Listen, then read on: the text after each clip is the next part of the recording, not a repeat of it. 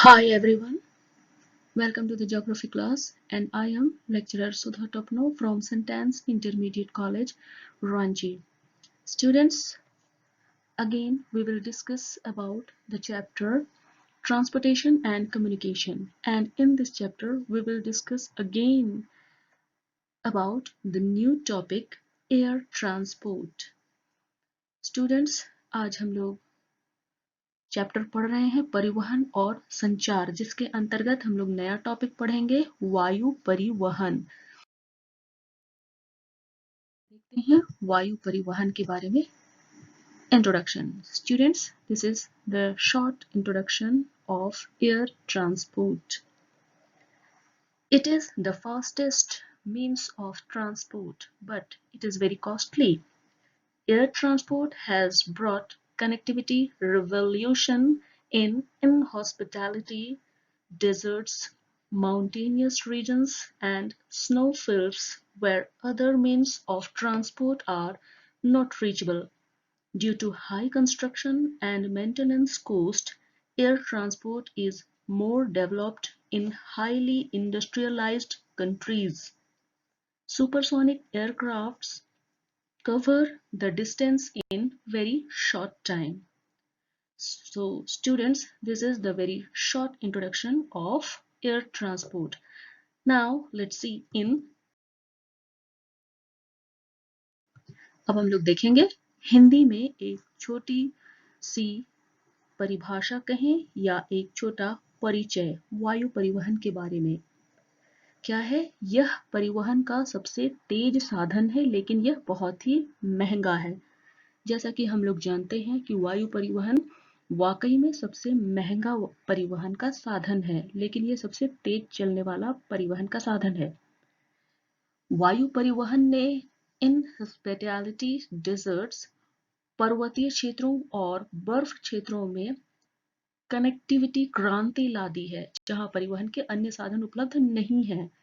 मतलब क्या है कि वायु परिवहन की शुरुआत होने से इनहॉस्पिटैलिटी डेजर्ट, मतलब कि जहां पर किसी प्रकार की कोई सुविधा नहीं होती है, वैसी जगहों पे, पर्वतीय क्षेत्रों पे, बर्फीले क्षेत्रों में वायु परिवहन जा सकती है। वायु परिवहन के द्वारा इन क्षेत्रों से कनेक्शन जुड़ गया है, जहां पर कि और दूसरे परिवहन के साधन जा भी नहीं सकते। जैसे ना तो रेल जा सकता है, ना तो बस जा सकते हैं, ना तो छोटी गाड़ियां जा सकती हैं। केवल वहां पर हवाई जहाज ही जा सकते हैं। जैसे पर्वतीय क्षेत्रों पे, डेजर्ट क्षेत्रों पे, बर्फीले क्षेत्रों पे, ऐसे ऐसी जगहें हैं जहां अन्य साधनों से नहीं जाया जा सकता है, केवल वायु परिवहन के द्वारा ही जाया जा सकता है। जिसके कारण वैसे क्षेत्र अब अन्य महादेशों के साथ, अन्य देशों के साथ जुड़ गए हैं। फिर क्या है? उच्च निर्माण और रखरखाव लागत के कारण उच्च औद्योगिक देशों में हवाई परिवहन अधिक विकसित है। मतलब कि हवाई जहाज के निर्माण में बहुत अधिक खर्च होता है, फिर उसके मेंटेनेंस में, उसके रखरखाव में भी बहुत अधिक खर्च होता है, जिसके कारण केवल डेवलप्ड कंट्रीज में ही, केवल विकसित देशों में ही हवाई जहाज का ज्यादा उपयोग होता है। बाकी जगहों पर इसका उपयोग नहीं किया जा सकता है। सुपरसोनिक विमान बहुत कम समय में दूरी को कवर करते हैं। हवाई जहाज का ही एक प्रकार है जिसका नाम है सुपरसोनिक विमान। ये क्या है? अन्य हवाई जहाजों के मुकाबले सुपरसोनिक नामक हवाई जहाज सबसे कम समय में लंबी दूरी को तय कर लेता है। तो ये है एक छोटा सा परिचय। अब हम लोग आगे देखते हैं intercontinental air routes. Now USA accounts for 60% of airways of the world. Important cities are model points where air routes converge or radiate to all continents. Africa, Asiatic part of Russia and South America lack air services. Sparser population or limited land mass or low economic development. Let's see Hindi. क्या है, विश्व के महत्वपूर्ण शहरों के वायु मार्गों के 60% हिस्से के लिए यूएसए के मॉडल बिंदु है, जहां हवाई मार्ग सभी महाद्वीपों के लिए अभिसरण या विकिरण करते हैं। इसका मतलब है कि यूएसए एक महादेश या देश कहेंगे। यूएसए एक देश का नाम है जो कहाँ है, नॉर्थ अमेरिका में। तो यूएसए एक ऐसा देश है जो कि एक मॉडल के रूप में उभर करके सामने आया है। एक ये मॉडल दिखाता है। ये एक ऐसा शहर है जहां से सभी जगहों पर हवाई जहाज जाते हैं। लगभग वर्ल्ड के 60% जगहों पर यूएसए से हवाई जहाजें जाती हैं। फिर क्या है कि अफ्रीका, रूस और दक्षिण अमेरिका की एशियाई हवाई सेवा विरल आबादी या सीमित भूमाफिया या कानून आर्थिक विकास का एशियाई हिस्सा है। मतलब क्या है कि हवाई जहाज की सेवा जब से शुरू की गई है तब से लेकर के अफ्रीका, रूस, दक्षिण अमेरिका, ये सब में आबादी बहुत ही कम पाई जाती है। यहाँ पर सख्त कानून है। यहाँ पर भूमाफिया, भूमाफिया का मतलब होता है कि जमीन, बहुत सारे जमीन का कोई अकेला मालिक होता है, जमीन दलाली का काम करता है या जमीन को जबरदस्ती अपने कब्जे में ले लेता है और बहुत सारे जमीन का मालिक बन जाता है, जिसको भूमाफिया कहते हैं। तो अफ्रीका, रूस और दक्षिण अमेरिका की एशियाई देशों में ऐसे ऐसे भूमाफिया पाए जाते हैं जहाँ पर कानून और आर्थिक विकास का सहारा लिया गया है, और अब हवाई जहाज के द्वारा ही कानून और आर्थिक विकास का सहारा लेकर के अब इन देशों का भी विकास किया जा रहा है।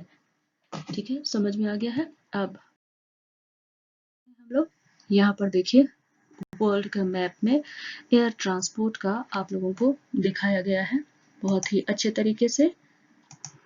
देखिए, ये है north America and this is South America, this is Africa, and these all are European country, and this is the Europe. ये है यूरोप। यहाँ पर छोटे छोटे देश हैं, जैसे है लंदन है, जर्मनी है, स्पेन है, यूक्रेन है। ये सभी यूरोपियन कंट्री है। यूरोप में छोटे छोटे देश हैं।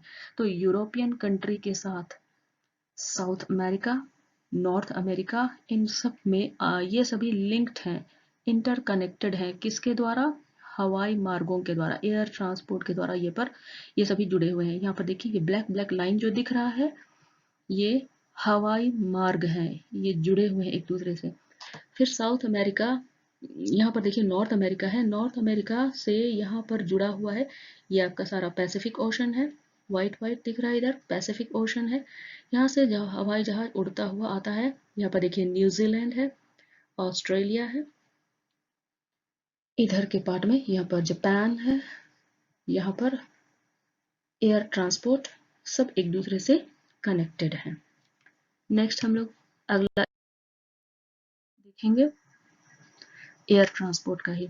स्टूडेंट्स, यहाँ पर देखिए वर्ल्ड का मैप है और सभी कॉन्टिनेंट के नाम आप लोग जानते हैं। This is north America, south America, Africa, Asia, Europe, Australia. ठीक है, यहाँ पे दिख रहा है, ये जितने ब्लैक ब्लैक डॉटेड लाइन दिख रहे हैं, ये एयर ट्रांसपोर्ट रूट है। देखिए, ट्रांसपोर्टेशन, एयर ट्रांसपोर्टेशन और वाटर ट्रांसपोर्टेशन के लिए रास्ता बनाने की जरूरत नहीं होती है, लेकिन उनके लिए डायरेक्शन पहले से बनाए गए होते हैं। उनके लिए एक मार्ग पहले से ही डायरेक्शन किया हुआ रहता है, जिसमें हवाई जहाज उड़ते हैं। और हवाई जहाज कहाँ उड़ते हैं, कौन से मंडल में? हिंदी में बताया गया है आप लोगों को 11th क्लास में, इंग्लिश में भी बताया गया है। हवाई जहाज कौन से मंडल में उड़ते हैं? समताप मंडल पे। ठीक है, इंग्लिश में कहते हैं स्ट्रेटोस्फेयर। स्ट्रेटोस्फेयर में हवाई जहाज उड़ते हैं।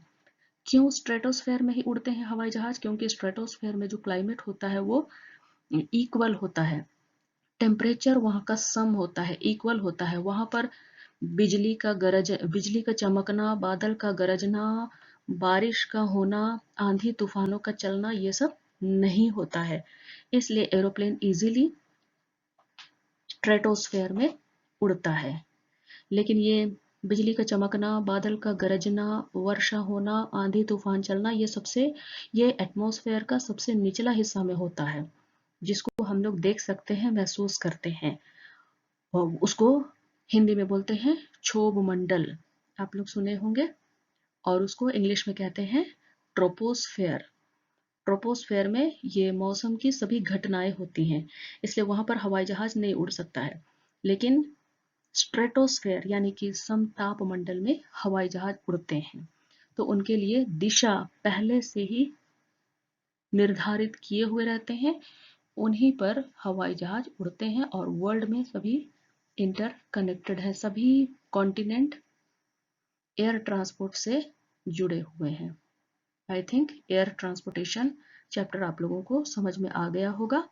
तो आज के लिए यहीं पर हम लोग खत्म करते हैं और हम लोग अगले क्लास में मिलेंगे। तब थैंक यू।